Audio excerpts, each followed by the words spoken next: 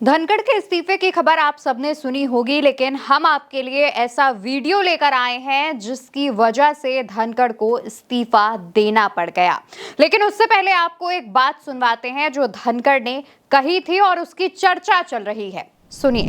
मैं न दबाव में रहता हूँ, न दबाव देता हूँ, न दबाव में काम करता हूँ और न किसी से दबाव में काम कराता हूँ। एक मंच पर धनखड़ एक बात का जिक्र करते हैं और कहते हैं कि ना मैं दबाव में कभी काम करता हूं और ना मैं दूसरे से दबाव में काम करवाता हूं। उनके इस बयान की चर्चा हो रही है। कहा यह जा रहा है कि क्या धनखड़ पर किसी तरीके का दबाव था जिसके बाद उन्होंने इस्तीफा दे दिया। हालांकि ये बयान उनके इस्तीफे की चर्चा उतना नहीं है जितना दूसरा बयान है। एक मंच पर आपको याद होगा शिवराज सिंह चौहान मौजूद थे। उसी दौरान उपराष्ट्रपति जगदीप धनखड़ एक बात कहते हैं जिसमें वो शिवराज सिंह चौहान से सवाल पूछते हैं और कहते हैं कि कृषि मंत्री जी आप बताइए। कृषि मंत्री जी, एक एक पल आपका भारी है। मेरे आपसे आग्रह है और भारत के संविधान के तहत दूसरे पद पर विराजमान व्यक्ति आपसे अनुरोध कर रहा है कि कृपया करके मुझे बताइए क्या किसान से वादा किया गया था और वादा किया गया वादा क्यों नहीं निभाया गया और वादा निभाने के लिए हम क्या कर रहे हैं। गत वर्ष भी आंदोलन था, इस वर्ष भी आंदोलन है, काल चक्कर घूम रहा है, हम कुछ कर नहीं रहे हैं। दोस्तों, ये जो कार्यक्रम था, इस कार्यक्रम में किसानों से जुड़े मुद्दे पर अपनी बात जगदीप धनखड़ रख रहे थे और उसी दौरान शिवराज सिंह चौहान की मौजूदगी रहती है वहां पर और उस पर कृषि मंत्री शिवराज सिंह चौहान से धनखड़ साहब सवाल करते हैं और कहते हैं कि आप जनता के सामने तमाम चीजें रखिए, उन्हें बताइए और सभी चीजें क्लियर कीजिए, जो वादे किए गए थे उस पर बात करिए। कहा यह जा रहा है कि धनखड़ ने जिस तरीके से मंच पर और तमाम जनता के सामने शिवराज सिंह चौहान से सवाल किया, शिवराज सिंह चौहान को अपनी बात रखने के लिए, शिवराज सिंह चौहान को जो तमाम वादे हैं उस पर जो डेटा है वो शेयर करने के लिए कहा, इसके बाद से ही कंट्रोवर्सी शुरू हो चुकी थी और इसी का जो कारण है वो इस्तीफे की वजह बताया जा रहा है। हालांकि इसके पीछे और भी तमाम जो थ्योरीज हैं, जो तमाम अटकलें हैं वो लगाई जा रही हैं, जिन पर भी हम बात करेंगे। लेकिन साथ ही इस पर भी बात कर लेते हैं कि अचानक ऐसा क्या हुआ कि जगदीप धनखड़ ने इस्तीफा दे दिया। दोस्तों, 21 जुलाई की सुबह यानी कि सोमवार की सुबह 11 बजे सदन की शुरुआत होती है, राज्यसभा शुरू होती है। जगदीप धनखड़ और तमाम राज्यसभा के सांसद पहुंचते हैं। इस दौरान शीतकालीन सत्र से लेकर के मॉनसून सत्र की शुरुआत के बीच जिन नेताओं का निधन होता है उन नेताओं को श्रद्धांजलि दी जाती है और कार्यवाही शुरू करने की बात कही जाती है। नेता प्रतिपक्ष के तौर पर मल्लिकार्जुन खड़गे मंच पर अपनी सीट पर खड़े होते हैं और जैसे ही सरकार से सवाल पूछने की शुरुआत करते हैं, सत्ता पक्ष की तरफ से आवाजें उठनी शुरू हो जाती हैं। इसके बाद जगदीप धनखड़ खड़गे को बैठने का इशारा करते हैं, खड़गे को बिठाते हैं और फिर जेपी नड्डा के बोलने की शुरुआत होती है। जेपी नड्डा जो कि नेता सदन भी हैं राज्यसभा के, वो जब खड़े होते हैं सत्ता पक्ष की तरफ से तो वो एक ऐसी बात का जिक्र करते हैं जो जगदीप धनखड़ को चोट पहुंचा जाती है। वो कहते हैं nothing will go on record. Nothing will go on record. Whatever I'll say, that will go on record. You should know. दोस्तों, जेपी नड्डा अपने बयान में कहते हैं nothing will go on record, यानी कुछ भी रिकॉर्ड पर नहीं जाएगा। आगे कहते हैं कि only I will say will go on record, यानी कि जो वो कहेंगे सिर्फ वही रिकॉर्ड पर जाएगा। जेपी नड्डा की यह बात कहीं ना कहीं जगदीप धनखड़ को चुभ जाती है, क्योंकि राज्यसभा हो या लोकसभा, दोनों ही सदनों में स्पीकर के पास ये जो एक पावर रहती है कि वो डिसाइड करेंगे कौन बोलेगा कौन नहीं, किसका माइक ऑन रहेगा किसका नहीं। ये पावर वो होल्ड करते हैं, स्पीकर होल्ड करते हैं, नेता सदन और नेता प्रतिपक्ष नहीं।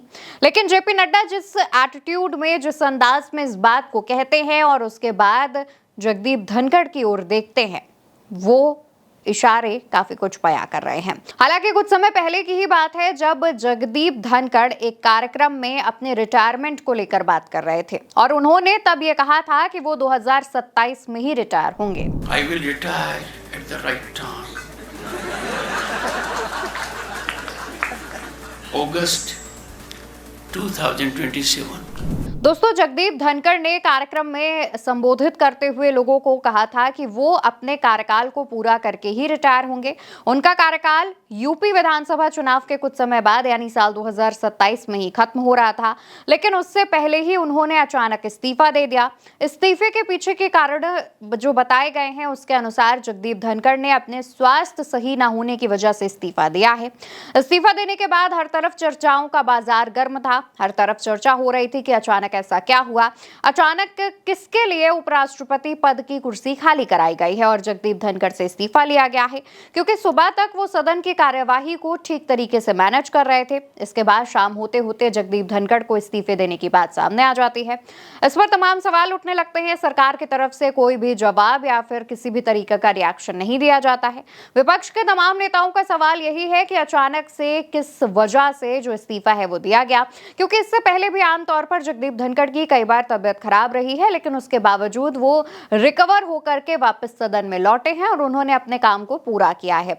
इसके बाद अचानक ऐसा क्या होता है कि वो इस्तीफा दे देते हैं, वो भी अपने कार्यकाल के महज कुछ समय पहले ही, कार्यकाल खत्म होने के महज 1 से 1.5 साल पहले ही जगदीप धनखड़ का इस्तीफा बहुत ज्यादा लोगों को चौंका जाता है। इस पर विपक्ष के तमाम नेताओं ने सवाल भी उठाए हैं। दूसरी तरफ कहा यह भी गया कि जगदीप धनखड़ अपने विदाई समारोह को संबोधित नहीं करेंगे। जी हाँ, वो अपने विदाई समारोह में जो स्पीच दी जाती है वो नहीं देंगे और उनके लिए किसी भी विदाई समारोह का आयोजन नहीं किया जाएगा।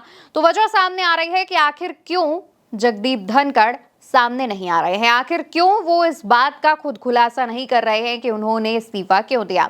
क्योंकि जाहिर तौर पर जब वो जनता से मिलेंगे या फिर बाकी नेताओं से मिलेंगे, खासतौर पर विपक्षी नेताओं से, तो उनसे सवाल किया जाएगा कि अचानक से आपने इस्तीफा क्यों दिया है और इसको लेकर के तमाम सवाल जवाब होंगे। लेकिन ऐसी स्थिति ना आए, इस वजह से विदाई समारोह ना होने की बात भी सामने आ रही है। वहीं दूसरी तरफ अगर हम सरकार के पक्ष की बात करें तो सरकार इस पर कुछ भी ठीक तरीके से जवाब देने से बच रही है, गोलमोल जवाब दिए जा रहे हैं। विपक्षी नेताओं का कहना यह है कि अब बीजेपी की इसके पीछे कोई चाल हो सकती है। बीजेपी अपने किसी खास के लिए उपराष्ट्रपति के पद को खाली करवा सकती है। इसके लिए चर्चाओं में तमाम लोगों के नाम भी चल रहे हैं। हालांकि उन नामों में बहुत ज्यादा दम तो नजर नहीं आता, लेकिन उसके बावजूद अगर ऐसा है तो वाकई ये बहुत गलत हो रहा है और इसको लेकर के विपक्ष के नेता भी आवाज उठा रहे हैं। आज की बात करें तो आज भी राज्यसभा की जो कार्यवाही है वो उपसभापति की तरफ से चलाई गई है। अब देखने वाली बात ये होगी कि धनखड़ पर जो तमाम बयान चल रहे हैं, जो तमाम कॉन्स्पिरेसी थ्योरीज चल रही हैं, सभी के कई ऐसे जो नाम हैं वो चल रहे हैं, अब उस पर क्या होता है, क्योंकि उपराष्ट्रपति पद बहुत ज्यादा दिन तक खाली नहीं रहेगा। इसको लेकर के चुनाव भी कराए जाएंगे। तो ऐसे में किसको उपराष्ट्रपति बनाया जा सकता है, राज्यसभा का सभापति बनाया जा सकता है, ये देखने वाली बात होगी। फिलहाल जगदीप धनखड़ के ये जो बयान हमने आपको सुनाए, ये वो बयान है जो सोशल मीडिया पर लगातार वायरल हो रहे हैं और इसको लेकर के दावे ये किए जा रहे हैं कि इन्हीं बयानों के बाद जगदीप धनखड़ का इस्तीफा कराया गया। तो वहीं एक तरफ ये भी कहा जा रहा है कि जगदीप धनखड़ जो लगातार सुप्रीम कोर्ट को लेकर के बयानबाजी कर रहे थे, इस वजह से उनका इस्तीफा लिया गया है। इसके पीछे कारण ये भी बताया जा रहा है कि अगर सुप्रीम कोर्ट पर की गई टिप्पणी की वजह से उनसे इस्तीफा लिया गया तो मॉनसून सत्र की शुरुआत से काफी पहले भी लिया जा सकता था। अचानक मॉनसून सत्र की शुरुआत के पहले दिन की ही शाम को क्यों लिया गया? तमाम जो अपनी अपनी प्रतिक्रियाएं हैं, रिएक्शंस हैं, वो लोगों के आ रहे हैं। तमाम जो थ्योरीज हैं वो भी सामने चल रही हैं। चर्चाओं का बाजार लगातार गर्म है। अब इसके अलावा जो भी नई अपडेट सामने आएगी इस मामले पर या फिर कोई ऐसी जानकारी पता चलेगी जिस पर चर्चा करना बहुत जरूरी होगा, वो लेकर हम आप तक जरूर पहुंचेंगे। फिलहाल के लिए मेरे यानी अवंतिका के साथ इस वीडियो में इतना ही। नमस्कार।